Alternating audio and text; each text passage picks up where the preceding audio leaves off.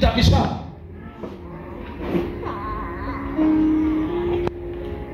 Lazima uambatane na mtu ambaye anafanana na mission iliyoko kwako. Amen. Kama mission yako haifanani na baba yako, hauwezi kufika. Amen. Yesu alikuwa anazungumza sana juu ya baba yake. Anasema mimi na baba tu wamoja. Ukiniona mimi umemwona baba. Ina maana alikuwa amebeba mission ya baba yake. Alikuwa anafuata mfano wa baba yake. Kila anachokifanya ni sawa sawa na baba yake. Amen. Kuambatana.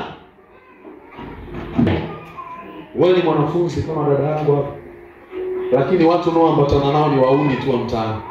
Shule walikataa, shule waliacha.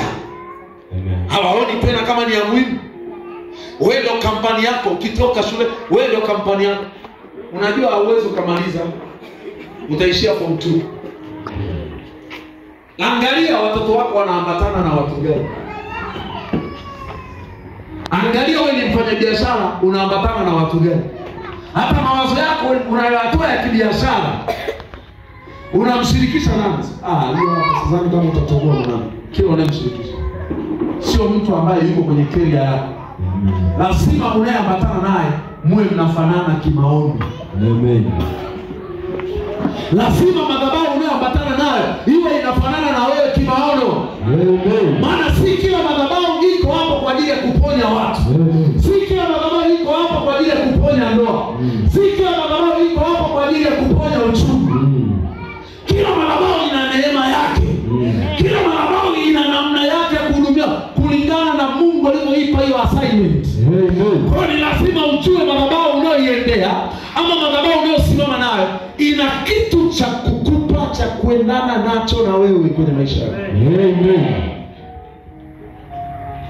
Kama vile ambavyo utaambatana na wezi na wewe unageuka kuwa mwizi, ndivyo ambavyo unavyoambatana na madhabahu ambayo haina mission sahihi, ikakuacha, ikakubadilisha mahali. Bwana Yesu asifiwe. Amen. Ukimchukua mwana wa nabii mahali fulani, aliyezoea ibada mahali fulani ya kinabii, ukampeleka Moravian, ukamdondosha hapo kwambia hudhuria leo ibada hapa, akitoka anakuambia leo ibada haijafanyika. Amina. Kwa nini? Kuna namna alifundishwa, kuna namna yupo,